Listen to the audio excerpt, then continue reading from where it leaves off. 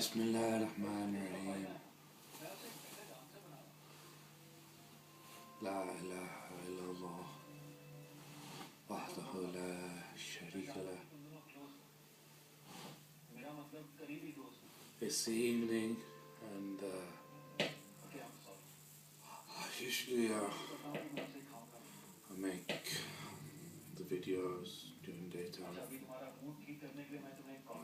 So I'm making the evening without the sunlight, making into some sort of fairy tale, Snow White person.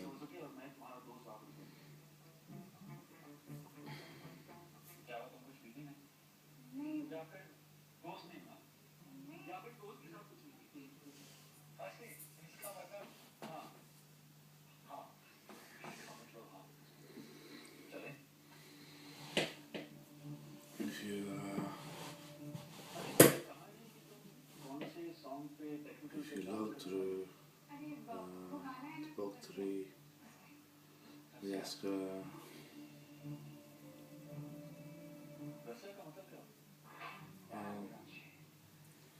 let's read you something then.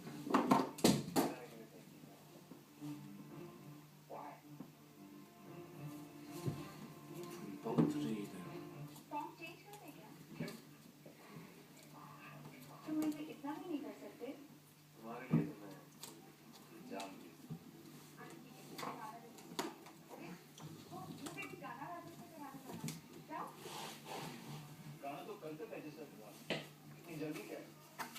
Let's read the opening chapter.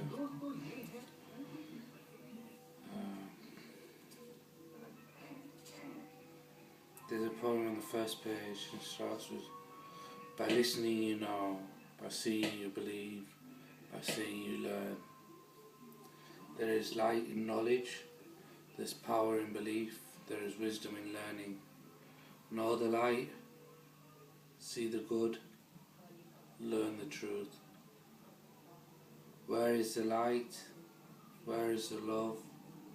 Where is the peace? It was quite it wasn't premature, it was quite early days of writing, and I concluded, however, that it should be what will be light, where is the love, when was peace. So instead, on the opening pages on this book, we just say, where is the light, where is the love, where is the peace. Where is an observation, what is an exclamation, is what is a listening word, and when is a historical word. It links in with the 3 tenses of time, future, present, past. Anyway, the first opening chapter starts with 4 times 3 equals 12. 4 times 3 is very important because in the year that God has ordained in the creation of the universe, even before the creation of the universe, the count of months has been 12. And if you enjoy a full 4-season year, then you realise 4 threes could mean 4 seasons in a year equals 12. The first 3 are the 3 attributes of God: the omniscient, Al-Alimun, Allahul Alimu, the knower, which that's what it means in English, the omnipotent, Al-Qadirun, the most powerful, the omnipresent, Al-Wasi, Al-Wasi, Al-Wasiun, the most wise. Now we start the attributes with the omniscient. Now, omniscient contains omni, two words, omni and scient. So some people say omniscience, the omniscience of God, rather than God is the omniscient. The omniscience has two words too, which is omni and science. So we have to say, well, what would be the next season after the three attributes of God, and how do they follow? And we have to regard it as positive, neutral, negative. That's how I see it. But that's true in some sense. But I get a bit confused by positive, neutral, and negative, because I don't see myself as a negative person. You know, if you see as angels, devils, jinns and humans, you just think, well, angels are positive, the winners. Jinns are negative, the losers. Humans are submitters, so they're neutral. Anyway, so the next three are three sciences. Chemistry is about the mind. Mind is fluid. Physics is about the body. Body is solid. Biology is about the soul. Soul is gaseous.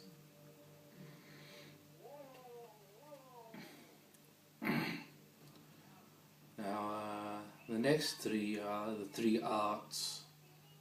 Music, the sound waves, ears to listen.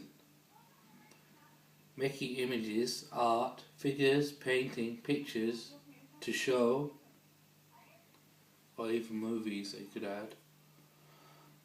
Eyes to see. Writing, a form of speech, a tongue to read. We never said movies, because movies is just a blip in time when the electronic world was around for 100 years. So most of the history of most of the history on Earth or the universe, or however you want to calculate and claim, and by carbon dating and whatever you have these days, Allahu Alim, God created the universe. God created the heavens and the earth in 6 days. That's another thing. On the seventh day, he rested. It's a care, rest and destroy. It's something if you're in a relationship, you understand. Men understand. People understand. It's about care, rest and destroy. The last three, to make the last of the 4 times 3 equal 12, is the 3 classics. Philosophy, what one knows of the future. Linguistics, well, over here it says what one observes in the present, but really it should be where one observes in the present. History, what one learns from the past. So what we can see from these 3 is a tetrahedron, and tetrahedron is based on 4 triangles, each with 3 sides each. The next chapter is titled Poem of Threes. So we say Moses, Jesus, Muhammad.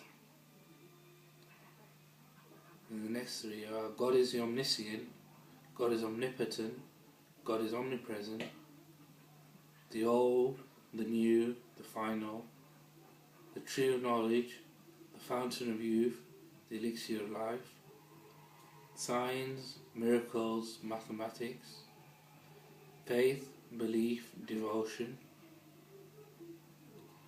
Jews, Christians, Mohammedans, serve the ego, serve the people, serve the devil. Power lies in money, power lies in guns, power lies in boys. Darkness, evil, corruption, oppression, transgression, aggression. The hypocrites, the liars, the ignorant. There were 12 lots of threes there, and it's difficult to say this without looking at the page and noticing how it's been laid out. Laid out in threes and columns of threes, and when you're speaking, it becomes a bit lost as when a new column starts. But hopefully, people shouldn't get confused.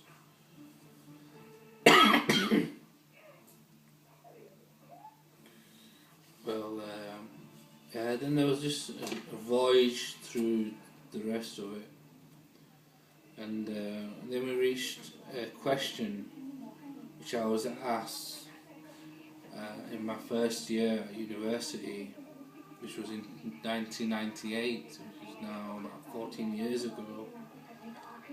And the person asked me two questions. The first question he asked me, could God create a rock?